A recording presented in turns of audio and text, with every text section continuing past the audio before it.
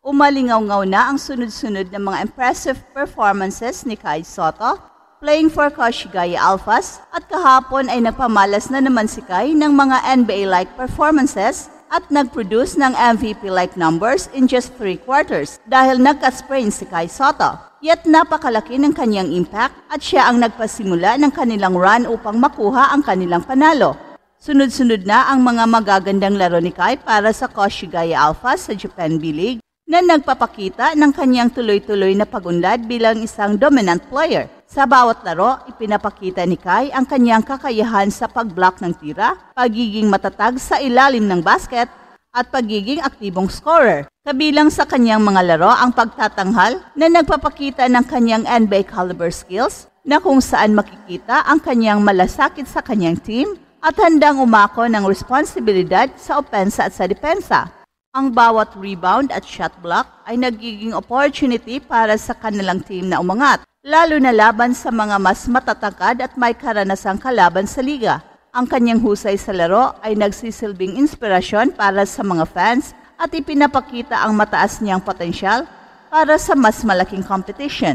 Sa pinakahuling laro, muling nagpakitang gilas si Kai sa pamamagitan ng pag-produce ng MVP skill stats kahit na limitado lamang siya sa 3 quarters dahil sa natamo niyang sprain. Bago ang pagka-injury, nagbigay si Kai ng matinding contribution sa kanilang opensa at naging pangunahing dahilan kung bakit nakabangon ang Koshigaya Alphas at nakapagtala ng winning run. Sa kabila ng pagka-injury, kitang-kita ang kanyang malaking impact sa laro at tiwala ng kanyang mga kakampi sa kanyang kakayahan bilang isang leader sa court. Ang ganitong mga performance ni Kai ay hindi lamang nagpapatibay sa kanyang posisyon sa Japan B-League, kundi nagbibigay din ng mataas na pag-asa para sa Gilas Pilipinas sa mga paparating na international tournaments. Dahil sa mga kamanghamanghang pagpapakita ni Kai sa Japan B-League, lalong napupukaw ang atensyon ng mga NBA teams na nakaantabay na lamang sa tamang pagkakataon upang masungkit si Kai. Nakikita nila ang mabilis na pag-unlad ni Kai mula sa kanyang taas, depensa at shot blocking prowess hanggang sa kanyang versatility sa opensa, mga katangian na hinahanap ng maraming NBA franchises sa isang modern big man. Well, hindi ito basta hype, kundi pinatunayan talaga ni Kai ang kanyang potential sa pamamagitan ng kanyang consistent na pag-produce ng stats na umabot sa MVP levels at impactful performances na siyang nagpanalo sa kanilang kupunan. At dahil dito, mas lalo siyang nagiging kaakit-akit sa mga NBA scouts na sumusubaybay sa kanyang laro at mukhang nagiging seryoso na ang mga pag-aaral nila sa possibility sa kanyang pagpasok sa liga.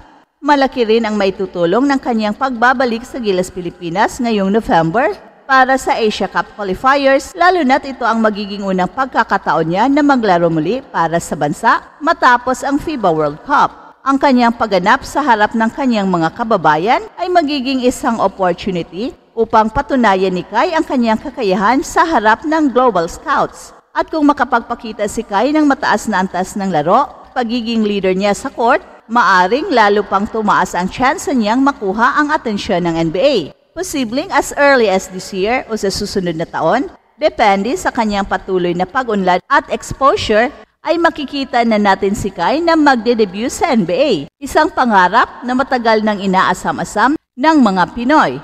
At dahil sa minor injury na natamo ni Kai, malamang na magpahinga muna siya sa darating na Sabado at Linggo sa kanilang laban sa kanyang dating koponan na Yokohama B. Corsairs. Bagaman, maganda sana ang laban dahil nagkaroon siya ng magandang connection sa Yokohama nung siya ay naglaro pa doon, ang kanyang kalusugan ang pangunahing priority niya ngayon, lalo na't critical ang kanyang papel para sa Koshigaya Alphas. Gayunpaman, kilala si Kai sa kanyang determinasyon at tiwala sa kanyang sariling kakayahan, kaya hindi rin malayong makita natin siyang bumalik ng mas maaga kaysa inaasahan. Sa kabila ng hamon ng kanyang injury, ang Koshigaya Alphas ay posibleng umasa pa rin sa kanya sa mga susunod na laban kung kinakailangan talaga ng kupunan ang kanyang contribution upang manatiling kompetitibo sa liga.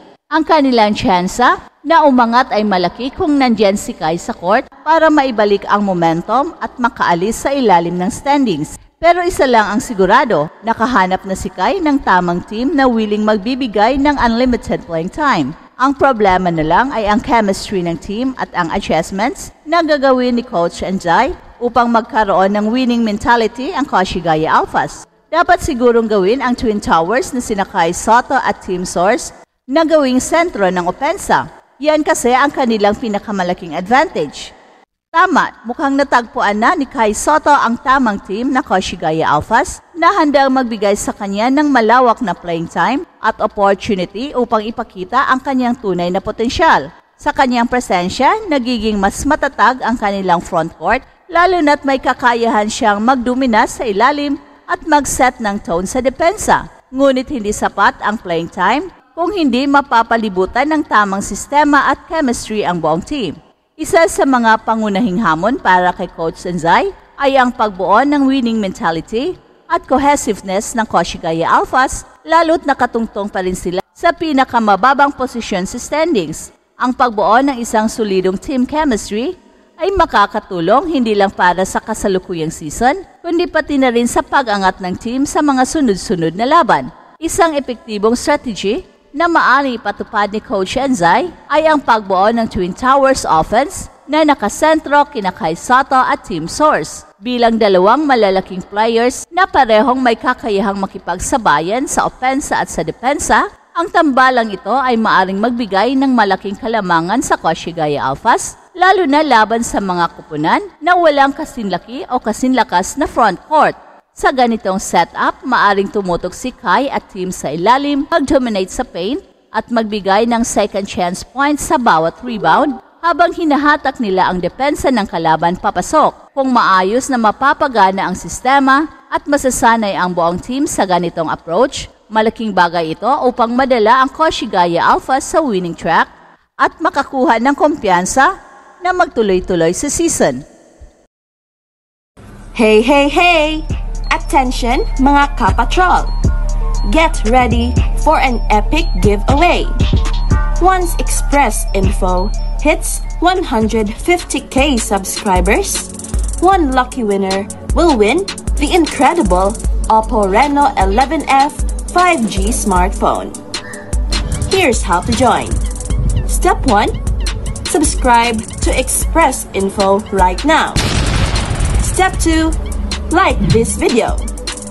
Then step 3, comment anything good and positive about our idol Kai Soto. Super easy. Just subscribe, like, and comment.